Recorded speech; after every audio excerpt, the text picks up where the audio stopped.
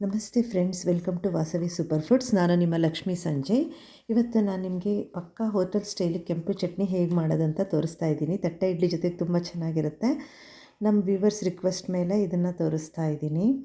ಕೆಲವರು ಕೇಳಿದರು ಇದನ್ನು ತೋರಿಸ್ಲಿಕ್ಕೆ. ಪಕ್ಕಾ ಹೋಟೆಲ್ ಸ್ಟೈಲಲ್ಲೇ ಬರುತ್ತೆ ಇದು. ಇದಕ್ಕೆ ನೋಡಿ ಏನೇನು ಐಟಮ್ ಬೇಕಂತ ಇಲ್ಲಿ ತೋರಿಸಿದ್ದೀನಿ.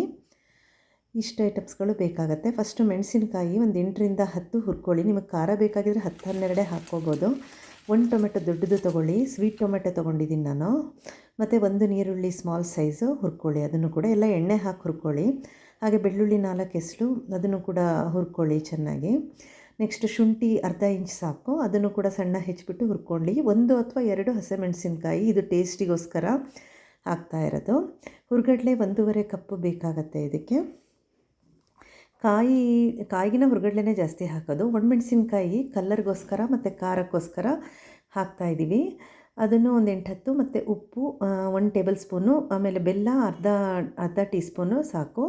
ಫಸ್ಟು ಇದು ಡ್ರೈ ಐಟಮ್ಸನ್ನೆಲ್ಲ ಪೌಡರ್ ಮಾಡ್ಕೊಂಬಿಡಿ, ಇಲ್ಲಾಂದರೆ ಮತ್ತು ಅದು ಹುರ್ಗಡ್ಲೆ ಅಷ್ಟು ಗ್ರೈಂಡ್ ಆಗೋದಿಲ್ಲ ಟೊಮೆಟೊ ಎಲ್ಲ ಹಾಕೋದ್ರಿಂದ. ನೆಕ್ಸ್ಟ್ ಟೊಮೆಟೊ ಹುರಿದಿದ್ದನ್ನು ಹಾಕ್ಕೊಳ್ಳಿ. ನಾನು ಸ್ವೀಟ್ ಟೊಮೆಟೊ ತೊಗೊಂಡಿದ್ದೀನಿ.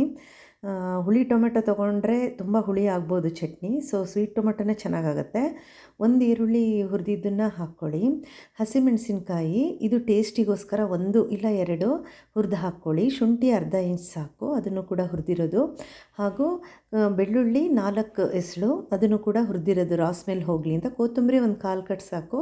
ಕರಿಬೇವು ಬೇಕಾದರೂ ಹಾಕ್ಬೋದು, ಒಂದು 10 ಎಲೆ. ಕಾಯಿ ತುರಿ 1 ಕಪ್ ಸಾಕು. ಹುರ್ಗಡ್ಲೆ 1.5 ಕಪ್ಪು, ಕಾಯಿ ತುರಿ 1 ಕಪ್ ಸಾಕು. ಹುಣಸೆಹಣ್ಣು 1 ರೌಂಡ್ ಸಾಕು.